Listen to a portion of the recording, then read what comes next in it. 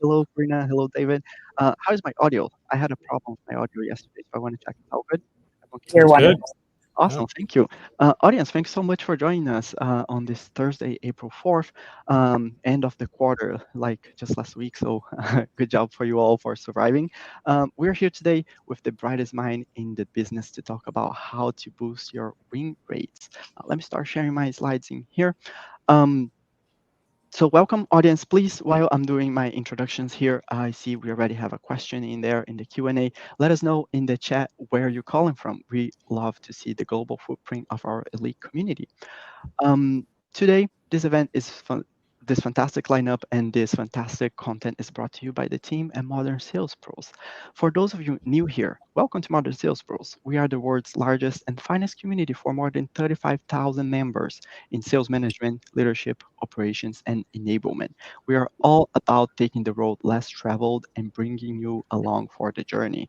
Our mission is to help you tackle tough questions and discover opportunities you might not even know exist. We do this through vibrant live sessions like this one you're about to experience. We have an engaging online forum in our must-attend summits, and expanding to an array of in-person events nationwide. And talking about in-person events, here's just a taste of what we are planning for you this year. We are planning an Oasis in Austin, I think in 2 weeks. We have a big casino party in Las Vegas, and the MSP Live Summit in San Francisco is going to be on a boat. It's going to be a lot of fun. Plus, we have many in-person events, executive dinners coming to a city next to you. I'm just dropping a link in the chat right now for everyone to sign up for those events. But enough about other events. Let's talk about how to get the most out of this event. This panel is being recorded, so all the knowledge the speakers will drop on you today is recorded, and you will have access to it later today. I'll send an email with the links so you can watch over and over again. And please use the Q&A. I see somebody already asked a question in there, but use the Q&A and use the chat. This is an interactive session. The speakers will love to hear from you all audience. So please use it, and we will love to hear from you. One thing I didn't mention about MSP is that we have amazing partners. And today we have Traction Complete as our partner. I have the honor to have David Nelson, the CEO of Traction Complete, here with us today. He's going to be our moderator. So David, can you unmute yourself, tell us a little bit about yourself, and then what Traction Complete is all about? And audience, before David takes away, there is a requested demo with our sponsor button at the top of this page. So if you like what David is telling us, just click this button and you will watch magic happens. David, you can take it from here. Please introduce us to Traction Complete. Sounds great. Yeah. Thanks, Eduardo. Appreciate you having us on. And yeah, I'm a huge fan of what you guys have created with Modern Sales Pros. It's really impressive to see how you have just everyone coming together to learn from one another. So hopefully today we can give a little bit back. As Eduardo said, my name is Dave Nelson. I'm the CEO of Traction Complete, where we believe that data can be this incredible instruction set for businesses if it's done properly.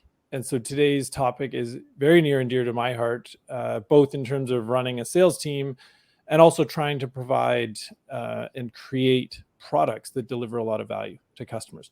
And I'm really excited today because I'm joined and able to learn from not one, but two experts in this space. Jeff Kerchick, the VP of Sales at Allware, who has 15 years of sales experience. He's written a book on authentic selling and how to use the principles of sales in everyday life. And he led a Y Combinator startup to an exit. So yeah, thank you very much for joining, Jeff. Do you mind telling us a little bit more about yourself? And then I'll get over to Karina. Sure. Yeah. Thank you for the introduction. I said Jeff Kerchick, VP of Sales at Allware, based in Boston. As you can see behind me, I'm a diehard Boston sports fan, so I hope the audience will not hold that against me. Love writing as well. Just wrote a second book. It's not sales related book. It's a short fiction book called How Boys Learn. And yeah, looking forward to the conversation today on multi-threading. Amazing. We'll have to check that out too. Thanks, Jeff. And secondly, we are joined by Karina Ortiz, who's the head of North American sales at Aircall. And Karina comes to us with 20 years of sales experience. She's been a leader for 10 of those at companies like HubSpot and now Aircall. So Karina, thank you so much for joining. Do you mind telling us a little bit more about yourself? Yes, thank you so much for the kind introduction, David. Huge multi-threading enthusiast. Huge lover of everything sales.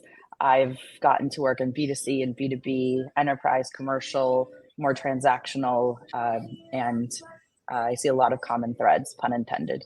But really excited to be here and take part of this conversation. Hopefully add some value. That's awesome. Yeah, well, thank you so much, guys. So let's dive in. I think everybody here on the call knows that particularly in B2B sales, there's always more than one person that are involved in a final decision.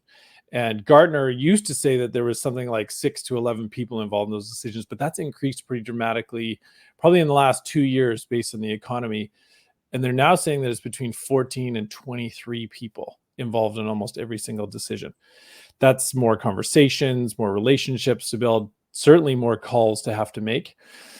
And yet we see that almost all sales reps, about 78% of sales reps, still are only talking to one person in every deal. And so today we want to talk about how the tactics that you can use to talk to more people to get more multi-threaded in all of your deals. And so guys, yeah, I'll pass it over to you. You're experts in this. What are you doing today to approach multi-threading and how you train your teams to be talking to more than one person in all of your deals? Sure. Maybe Jeff, I'll pass it over to you first. Yeah. Sure. Absolutely. Yeah. I think first and foremost, I agree with everything you said, David. Like the multi-threading is becoming more and more important because the buying committees are growing. There's a lot of reasons for that, but I think the biggest one is just that a lot of it just has to do with what's going on in the market and people scrutinizing spend more in certain industries. I come from the background of selling into banks. And we saw what happened with Silicon Valley Bank last year. It wasn't good if you were in the fintech space selling into that industry. So there's a lot of scrutiny, especially when you're selling into enterprise accounts where multi-threading tends to be more prevalent. And so it's more important than ever to be talking about it. I think the number one thing, and I know this will sound maybe a little bit pedantic or redundant to people who are listening, but it comes down to process. You need to have like a really well-defined process that isolates the key inflection points and how decisions get made. While there is an economic buyer, there are also other stakeholders who can kill a decision. And a lot of times it's not about who makes the decision, it's about who can make the decision not happen. And so a good example of that is often IT. Let's just be blunt about it. They're often the deal killers. They have their own set of requirements. You want to engage an IT stakeholder or group of stakeholders early and often in a deal to understand what are the requirements for you. Because I don't want to do all this work and get to month 10 and have you guys kill the deal later. Generally speaking, if you've got a good, well-defined process that explains the milestone events or the moments that matter that need to happen along the way, it will be a forcing function for the sales rep to make sure that they are doing the multi-threading, because invariably a part of that process is that they're going to need to kind of get pieces of information from different people as they go. Now, a lot of it actually comes down, ironically, to what you can do well with one person. That one person is your champion, because your champion really should be the person that helps you multi-thread. A lot of people think of multi-threading as this thing about, how do I go around the person that I'm working with and not get yelled at? That's the wrong way to look at it. The right way to look at it is, how do I leverage the person who wants to bring my technology into the organization to help me gain access to other stakeholders and decision makers? What I find is that when I have a really good champion, I can just be very honest with them and say, listen, I know you want this. Let me tell you from my experience what can happen. If we don't do this thing, if we don't get this person on board, what I often find is that the deal dies right away. You and I agree we don't want that to happen, right? So do we agree that we should get an introduction to that group so that we don't let that kill our momentum, right? So I'll pause here. Like, there's plenty more to say about it. I'd love to, invite Karina into the conversation, see some of her thoughts as well. Yes, thanks for that, Jeff. So, to reframe your question, David, here is, or restate it, is how do you get your teams trained on this, right? How do you get them to adopt? And I think the first thing is really identifying what is prohibiting reps from doing the multi-threading, and it's fear, right? It's literal fear of finding the no. So I think the first piece is just psychologically acknowledging that and saying, listen, your job in this deal is to find me all the no's you can, because then once we find the no's, we can actually start to, create plans and de-risk this deal moving forward, right? This is just like table stakes, just getting the mentality of like, it is a good thing to multi-thread. From there, it's really starting at the beginning, which is from the prospecting stage. We should be multi-threading, which will later help in later deal stages. So if a BDR is in there doing, a good job of, working bottom up, top down, having AE and BDRs work in conjunction and, look for different roles, the more the merrier. And then from there, we operationalize by one is communicating the expectations, right? So my expectation is that you have no less than 3 contacts per deal. 2 is measuring and inspecting.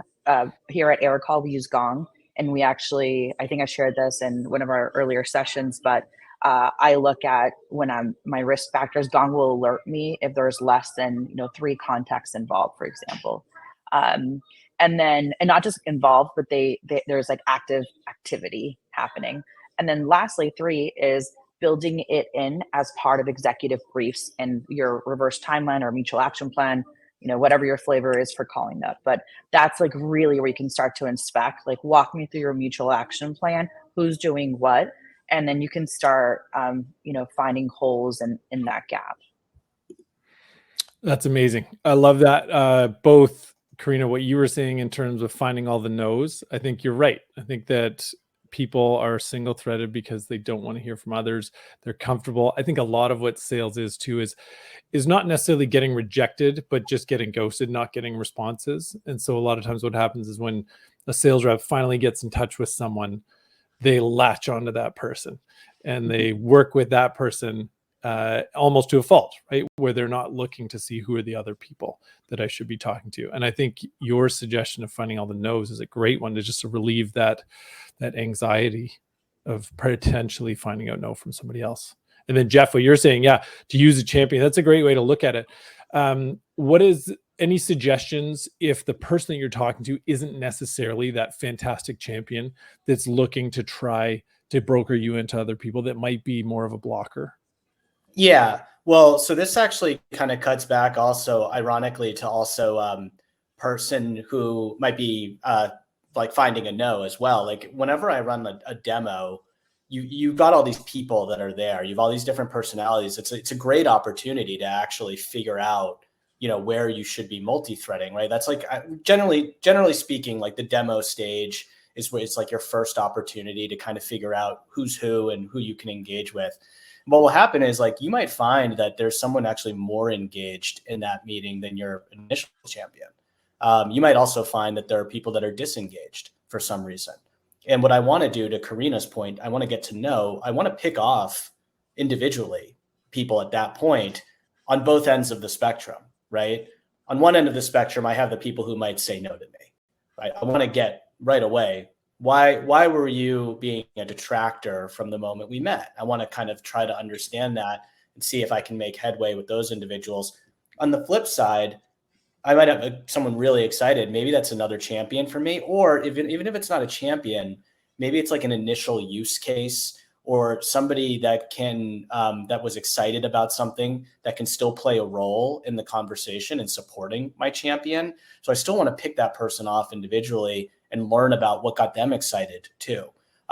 So I think that's really what, that's like what I'm trying to do at that point in the process. Obviously, when it comes to like, champion building, it's its own subject matter. There's different ways to test champions, predominantly trying to understand, what is the buyer's journey look like for them in the past, their willingness to put you in front of different people, kind of the same stuff you a lot of people already know. But at that demo stage, I think it's a great opportunity to understand, who else can I bring in on both ends of the spectrum? And to Karina's point, don't be afraid to talk to the detractors. You want to actually kind of get to them right away because the longer that they stew in being negative about you, the higher chance that you're not going to get very far. So when I'm thinking about multi-threading, I'm paranoid about risk. And I know this is a little bit weird, but I'm not really looking as much as like, where is the path forward? I'm looking at who can get in the way of the path. and how do I make sure that they won't get in the way of the path? So I really like that point about not being afraid of no. You want to get out in front of those people as soon as you can. I couldn't agree more, Jeff. And I think the other piece too, just to add on to that, is being direct with your buyer and saying, hey, David, I know we've been in the evaluation process here. Out of curiosity, what has purchasing been like before? And where do you think we're going to find the most friction? Where should we pay special attention to? And if it's a true champion, this is a really great way to test them to figure out, like, do they have good knowledge of how their organization buys? Do they have power? Do they have pull? Do they understand the dynamics at play? And if they say, I don't think we'll have any friction, usually up to me as a red flag, because you'll always get friction. It's important that they understand, that they themselves acknowledge where it's coming from. Yeah, that's such a good idea. And if they can't answer that question, they probably haven't gone through it before, and you probably need to find somebody else to be talking to. On that note, any suggestions on when, if you are kind of brokered in at a lower level, on how to be getting up the food chain to perhaps more likely the decision makers? Sure. Well, I would say I'll answer that in two ways. One way is actually not a real direct answer to your question. And I would say I would actually try to get in as high as you can. I think a lot of people are afraid of trying to do that because, those people are harder to reach, and, they know they're going to get passed down anyway. But the advantage to doing that is that you can do what I call yo-yoing, where if I have the attention of the executive as my initial entry point, and they bring me down a level or two to work with who's going to eventually be my champion, that's fine. But the thing is, now what I can do is I can meet with the champion and their colleagues, and I can continuously give reports back to that executive buyer just so they stay informed on what's going on. I can say, hey, so-and-so on your team was really excited about this today, just letting you know. Here's the person that this was their concern. They kind of feel involved, but at the same time, once you get to the finish line and some executive proposal gets brought to this individual, they're not going to be like, what is this? They're going to kind of have context. They're going to feel very much, the involvement of their team. They're going to know the politics of the fact that their team likes certain things along the way. So that's what I really like to do. As far as getting to the executive level, I think what you typically want to try to do with your buyer is understand how have they purchased software in the past. Because sometimes it's not a matter of getting it to an executive. Sometimes there are people that if they, like influencers even, who if they say yes to something, the executive will just sign it, right? So it's not always a cookie cutter process. You don't know the politics of each organization. And so if you have a good champion, they should understand, hey, I bought software in the past. My boss doesn't like, this type of presentation. They like this type of thing. They know the stage and the timing of when that should happen and what other stakeholders should be bought in. So it's kind of case by case dependent, but I would ask the question about how they've done it in the past and what's worked, and try to replicate that. That's amazing. Yeah. I love that idea too of that yo-yo analogy of going kind of up and down the ladder, talking to different levels, and then making sure that people are continuing to feed that back. Because I do find that a lot of times the sales rep, yes, we met with the VP, we had a great meeting, we presented pricing, whatever it may be, and that's it. That'll be the end of the conversations. They go back to gravitating to the champion instead of continuing to work with people. That's a great suggestion. Yeah. So I actually, David, I think this is a trick question because, and I think Jeff alluded to this, is from the beginning, if this is a real deal, we should probably have the correct role that we're working with, right? So having said that, we know that just typical buying cycles, it is totally normal for your C-suite or, economic buyers, et cetera, to be involved early in the deal. And then we lose traction in the middle process. It's like a U in terms of involvement in time. If you look at the X and Y axis, and then later stages pick back up in the involvement as we're going through procurement. So I'm not typically too concerned that we don't have involvement throughout the entire process. Typically what I would ask from my team is that they're at least just be like CCing and keeping them in the loop. But I'm assuming we've done good diligence from the get-go to set ourselves up for success, and this deal isn't moving any forward without that. The other piece, Jeff, we were touching, I saw the question here with, connecting your director so that you can use a yo-yo method with the team. I am curious. I haven't heard the yo-yo method.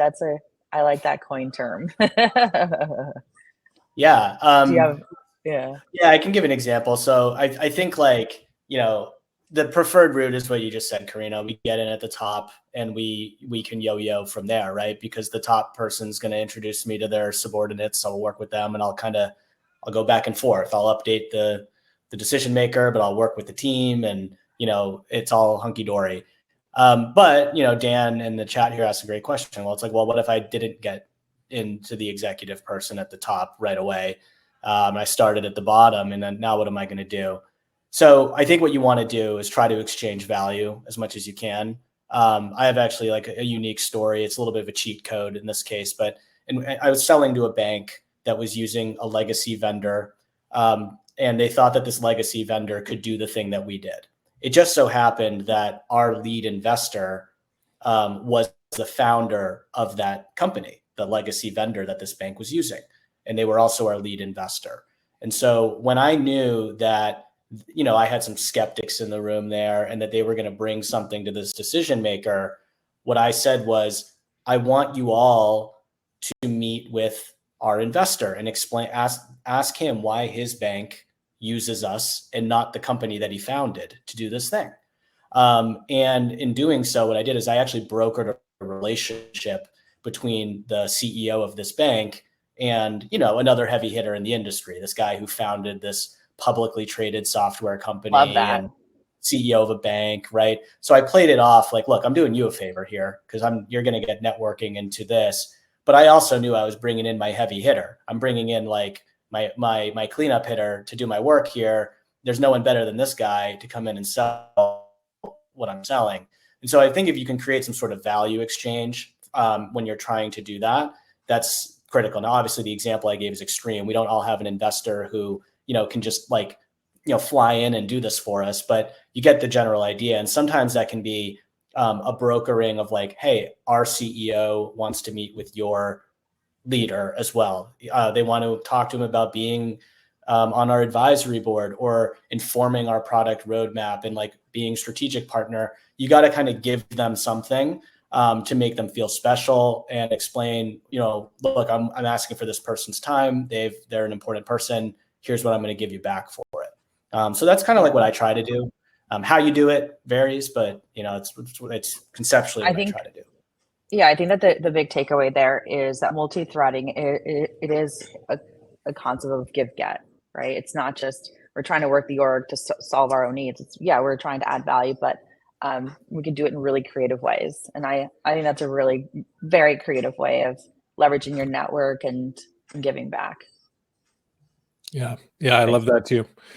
That give get's so important. If you're trying to take some of their most precious resource, their time, you want to be kind of providing something back to them. Karina, you mentioned something earlier about when you're trying to create that deal. I think Jeff, you mentioned it as well, trying to get into that level that you'd ideally like to have in the beginning. If that's not successful, if the person that responds first is lower level, would you recommend that people continue reaching out in an outbound effort to those higher levels? Or Jeff, like you were saying, wait till the kind of demo to actually have more people brought in and then kind of create that relationship to move up the chain? Yeah, I have a strong opinion on this one. I'd say absolutely not. I've had it happen to me. I've made the mistake. I got the slap on the wrist or, put my hand on the stove and learned to never do it again. If you get in with a certain level and that's where you get in my opinion, you got to deal with that. You shouldn't be going out to the executive sponsor. You shouldn't be going out of your way unless your champion thinks it's a good idea, unless your champion is already warming it up and they've already been talking about it with them and they have encouraged you to do it. And it's going to be a warm email, then absolutely. The moment you start pissing people off, even if they're not your champion, is the day that things start to go south. So it's kind of like, you make your bed, you lay in it. If you got in at a certain level, that's what you got to deal with. call the dogs off. The SDRs shouldn't be calling on that person's boss anymore, even if it's a mistake, even if the SDR just doesn't know you're talking to this person and they find out that that person's still getting emails and the person forwards it to your champion. And they're like, hey, why aren't you already talking to these people? Why are they emailing me? It's just a really bad look. So I think you got to be, you lay in the bed that you make, I think, for the most part. Karina, what do you think? I this is a hot topic because I've been known to push my team in late stages, especially procurement, to be like, go ahead, go above. I mean, if they're not privy to what we're doing here, this deal, and it actually just happened to us this last quarter where I had an AE reach out to the CEO. The CEO was like, you're not even our top contender. This was a deal. We were like, oh yeah, it's coming in. And so he's like, the CEO wasn't looped in at all. And afterwards, we're like, oh, we're going to get this person in trouble. But that was also a sign that we didn't have good control, right? We didn't do a good job multi-threading from the get-go. And so I think that I agree with you. I think when you go into the deal, that's where you're at, and you find a good way to multi-thread throughout. I was actually just part of we were evaluating a solution for sales rep enablement. And I was so impressed with the person that went through this process. I don't think I've ever seen better multi-threading in my career. He went to, he started with me. I looped in enablement. He, through enablement, got to like head of global enablement. We got through to CRO. I mean, he was also calling in our AEs. So we had AEs saying, I really like the product. I don't think I've ever seen better multi-threading. And this individual really touched every single part of the organization, the AEs, the BDRs, key stakeholders, the C-suite. I was like, wow, everybody knows about them. And so I think that's a great example of you can do it in a very nuanced way. And you create better alignment too. And what were the tactics there? Like, how did they get into all of those levels of the business? Was it through one person sponsoring them in, or was it through kind of other channels? Yeah, so I was the gateway. And in my world, I thought I was like, oh, I'll be the decision maker here because it's just for, North America. So I'll make the decision for the team. And then I realized that this is probably will have a more global impact. And so I said, I feel like I should bring in our enablement team just to see how we can align, and the enablement team oversee. And so, I remember the conversation, the questions that were being asked of me are like, do you think this would apply to like what other, global, like other regions also be impacted by this or be able to benefit from this? I was like, actually, probably. And so I was the one that introduced him to our enablement team. And then I was in those conversations, and the enablement team was like, yeah, we should definitely do this at a global level. And then it went from sales to CS and sales. So this deal got really big, and now they're probably going to sell it to the entire company. And I think it's in commit. My CRO says we're going to purchase, so we'll see. We'll see what happens. But yeah, it was a lot of adding value and just asking the questions, like who else is going to benefit? How will you win if they benefit? It was very, hey, and he did test me. He's like, would you mind making an introduction? I was like, no, I don't. This will help me and it'll help them. So I think that the key here is if your champion has nothing to win, they won't do it. And if they don't have power and influence, they're not your champion. So you should not be afraid of multi-threading. And if you are, it means you don't have the right person and they don't care about what you care about. Nice. Yeah, that's such a good suggestion. And I think that sales rep just got some great news if he's watching here on the webinar. Yeah.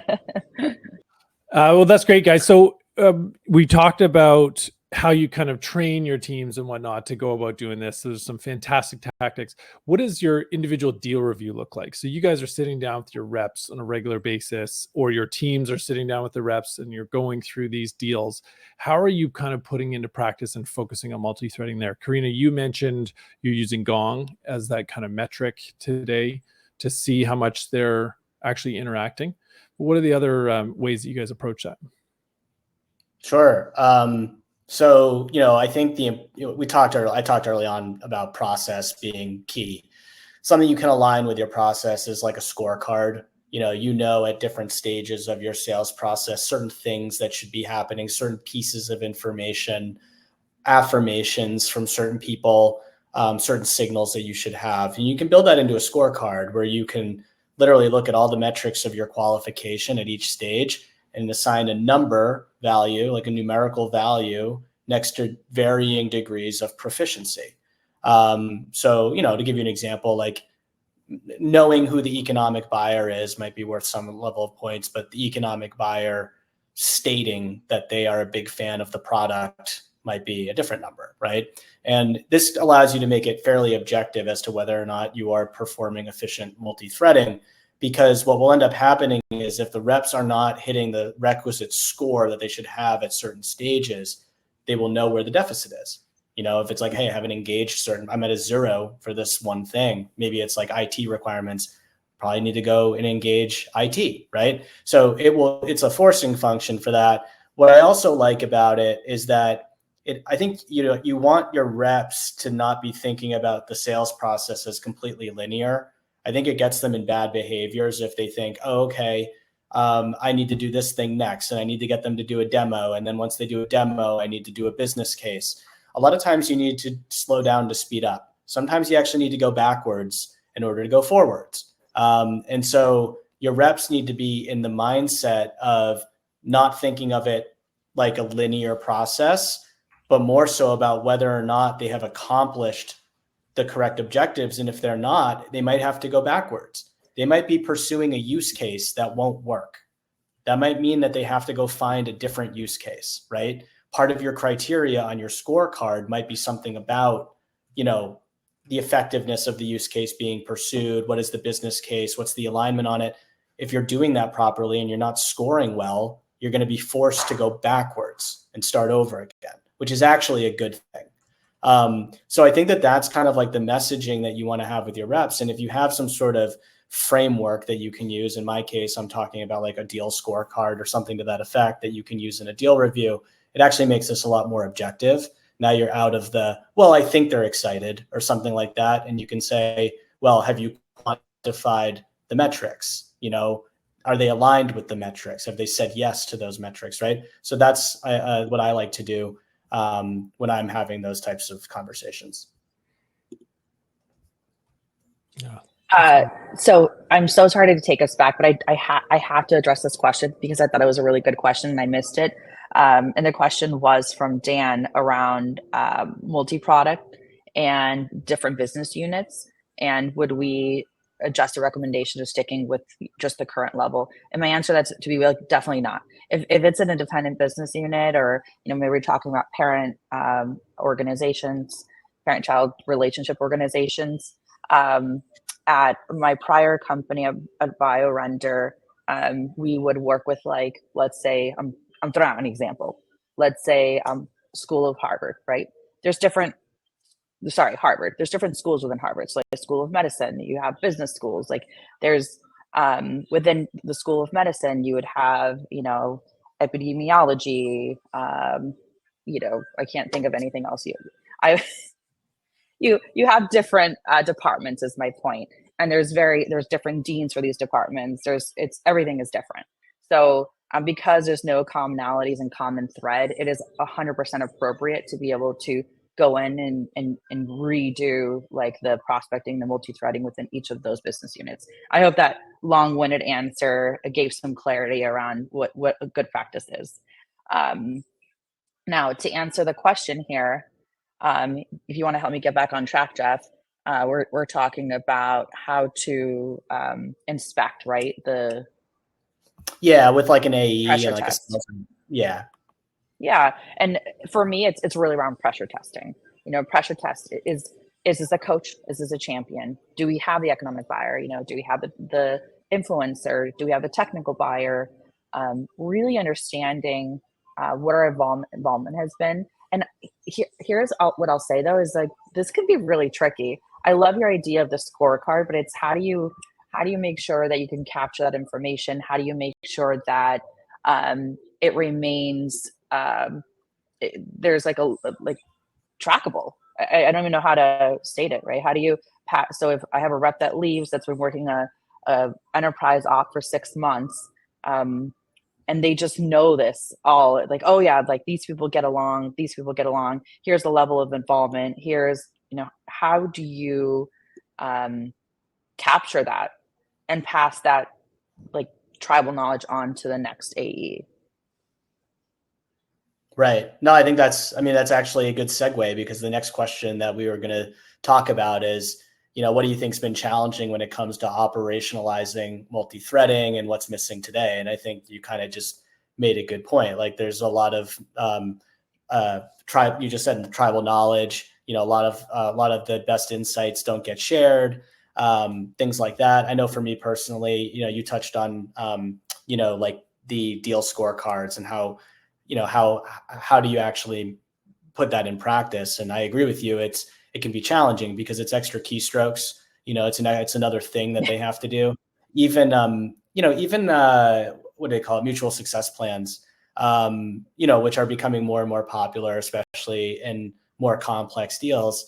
Those are super cool. But again, it's another tool that your rep has to be in and dealing with, and, working with the customer and building out the content and all of that. So I think the keystrokes is tough, makes it harder because there's more things that the rep has to be worried about. So to the extent that, you can have automation or even just have this stuff live in your CRM so that when they're going to update a deal, they can see everything, in one place. That makes it a lot easier for them. I think another thing, and I think that's so necessary too, just to take us off topic here. A fun little story. I remember in my EMC days being in Miami, back in the, we weren't remote. I had my own little office, and had a whiteboard in my office, and I would sit with the rep and say, all right, whiteboard me the sales org here. Show me who you know and how they're related. And so we'd go through this exercise, and they would sit there and they'd map out, like, here's my technical buyer, here's their role, and I'd ask them questions. And so we felt so great after this deal review, like, okay, great, we just pressure tested all of it.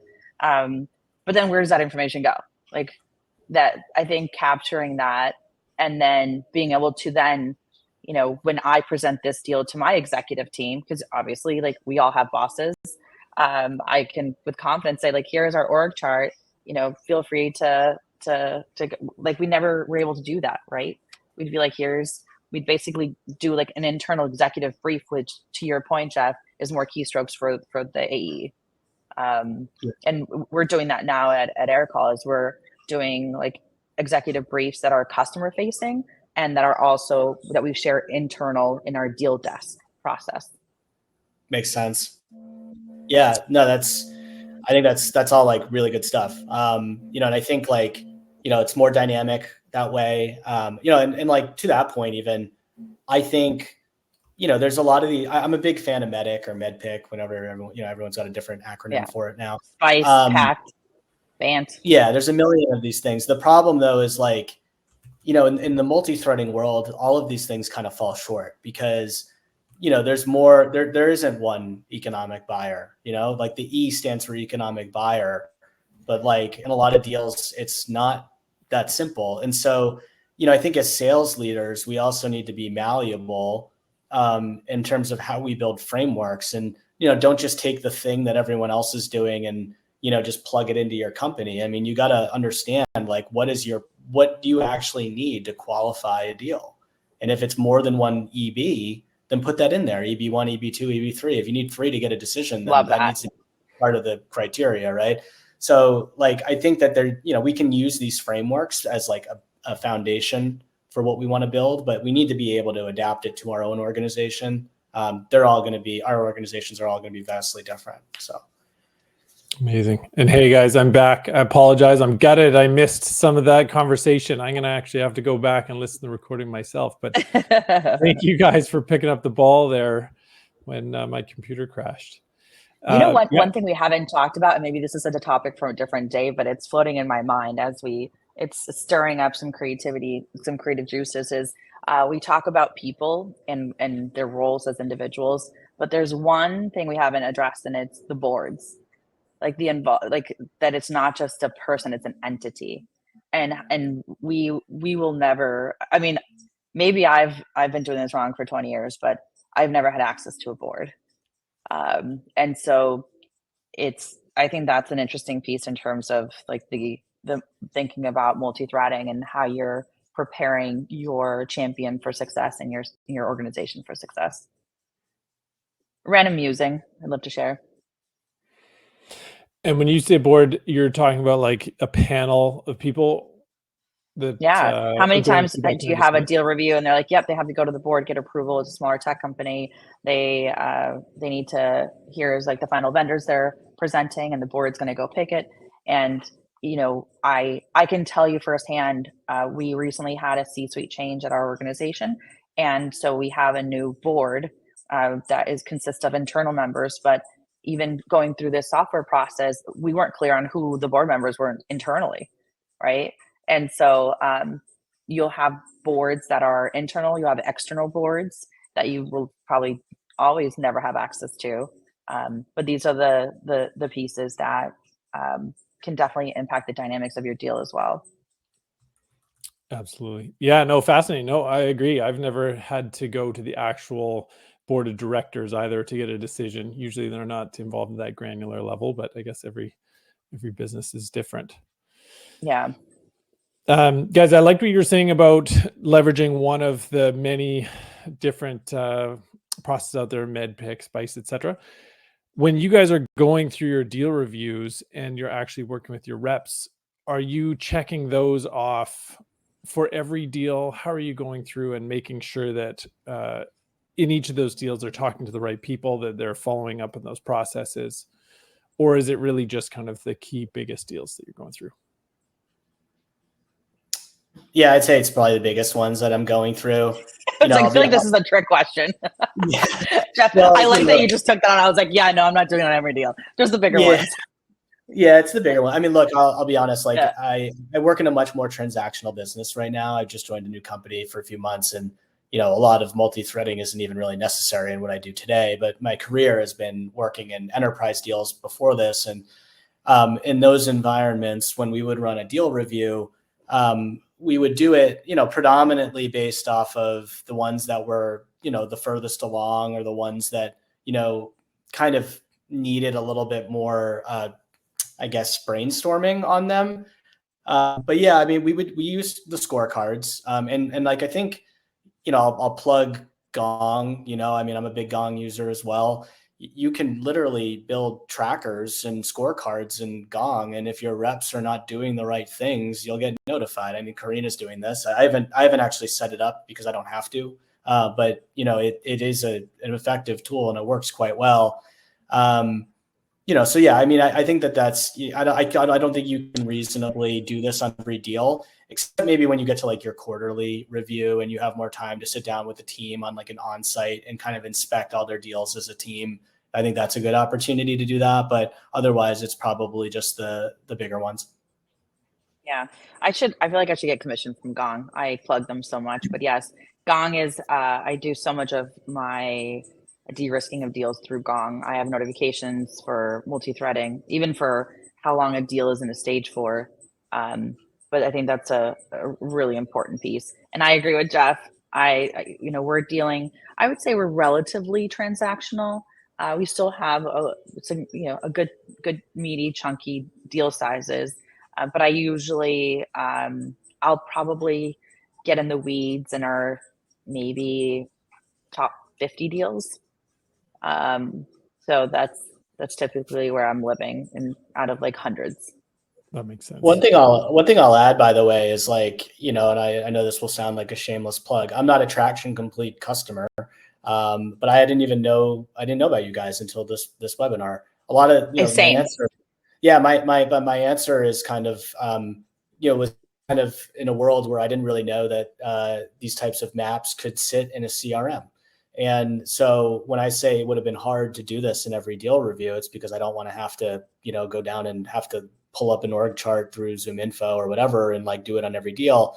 To the extent that you can make that a lot easier and have it baked into the platform and actually create adoption within the platform, that actually makes it a lot easier to do one-on-ones with your reps. It actually makes your one-on-ones a lot more productive because you actually have inefficient. Yeah, you have to, you know exactly what to talk about. So, I think that there's certainly an opportunity there.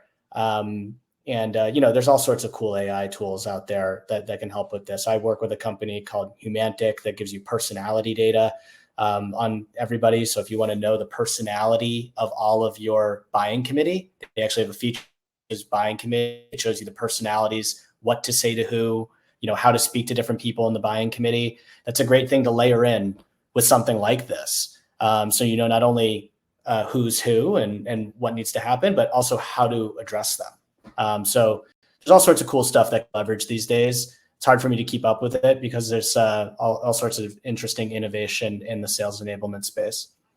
Yeah, I think I was prospected into by them because I remember getting emails saying you're a high execute driver, and I was like, why? How did you get this? How did you get this information? That's interesting.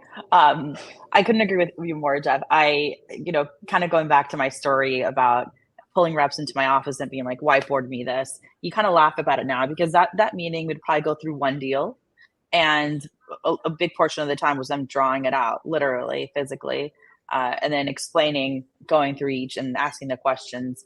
When I walked through the product with David, I kind of chuckled at myself. I was like, I feel really dumb right now. This is a much more efficient way of doing this. And what we haven't talked about, and I thought about this after our conversation the day, David, was that my focus then wouldn't be explain this to me and help me understand. My conversation would be like, how do we get this contact from like a red number 1 to a green number 5?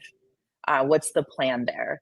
And looking back at some of these deal reviews, yes, ultimately we probably got there, but it probably took a lot longer than it should have to really identify where the risk contacts were. We're like finding those no's quicker and faster and having a very tight action plan to go after it. That's awesome. No, and I totally agree. And thank you guys for the plug. That's fantastic. What I found just coaching teams over the years is that when you're in these deal reviews, you're doing so many with each rep, right? You're touching on several ops per person, and that just adds up. And so you're hearing these names of the people that they're talking about in every deal, but without having every deal locked in memory, you can't remember who's who and who are the people that matter and whatnot. And so by having it kind of mapped out, it allows me at least to strategize with those reps to very clearly say, oh, okay, so you've been, I'll just take a second to share my screen, but you've been talking to one of these reps, your champion. All right, so you can see that you've been talking to one person, which is fantastic, but where do they sit in that level of authority? Are they able to actually make decisions or not? So you can map out that they're an influencer and that they're a big advocate of yours, but they really don't have any purchasing authority. And so that you need to be able to get up into the higher levels. And here you can see, have you actually met with them? When was the last time you talked to them? And you can start to add notes and whatnot as well to be able to say, yeah, you know what? Kathleen will be the final decision maker, but we haven't talked to her yet. And so now as a coach, you guys can talk about our strategies to get involved with Kathleen. So it just makes it a lot easier to go through that deal review and to see who's who. And then I loved what you said, Karina, to be able to talk about how am I going to move this Nina from an advocate, a low advocate, up to a high advocate, or figure out where they sit in the influence level. So yeah, going through deal reviews, I couldn't agree more. We find that you can't do it for every review, but then when you operationalize it, when you get your reps to see the benefit and they actually start to win deals from it, they'll start to do it on their own. And then of course you can report as well, like Gong. I'm also a huge advocate of Gong, Karina, that it just gives you so much more insight. You can immediately see the velocity of deals and then be able to go back and coach and train. If they're not multi-threading, if they're not as good at it, you can go back and see the recordings to say, what are you doing differently? What aren't you doing from that playbook that you guys talked about? Yeah. I know you do Salesforce. Sorry, out of curiosity, do you also, can you go into HubSpot? Or is it only Salesforce shops? Yeah, good question. So right now it's built entirely on Salesforce. And it is built so that it can be ported to others, but that what we wanted to do was make sure that that data is in the CRM where you're already living, right? Right now, you could go, and I think a lot of people do things in PowerPoint presentations and whatnot, which is effective. And yet when your rep leaves and moves somewhere else, yes, you still have access to that data, but the likelihood of getting the IT team to give you access to their shared folders and go through and find those is next to zero. And so you want it to be able to be in and reportable and then accessible, because when you win that deal, you're also probably going to hand that off to an account manager, and they need all that context as well, because they're going to start to work with the same people and then probably more and broaden that scope. So you want to be able to copy that map and then expand on it over time. Yeah, we've been using, I don't know if you've heard of them, Aligned. So we have Aligned boards. That's been really interesting. I would love to see this sort of mapping within Aligned. That would be really cool. Maybe from like an internal perspective, not to externally share. But very cool. I like it. I'll have to go through and see if Aligned. I haven't heard of it. Jeff, you mentioned scorecards at the beginning. When you go through and do those scorecards, how much of that score is based on people versus kind of your qualification of the deal, the med pick or the spice? It's both. I'd say it's a combination of the two. You've got to have certain people involved, and there are certain milestones that need to happen with those people. So if I map out a sales process, I might know, I'll give you an example. In my last company, I needed 4 different stakeholders to say yes.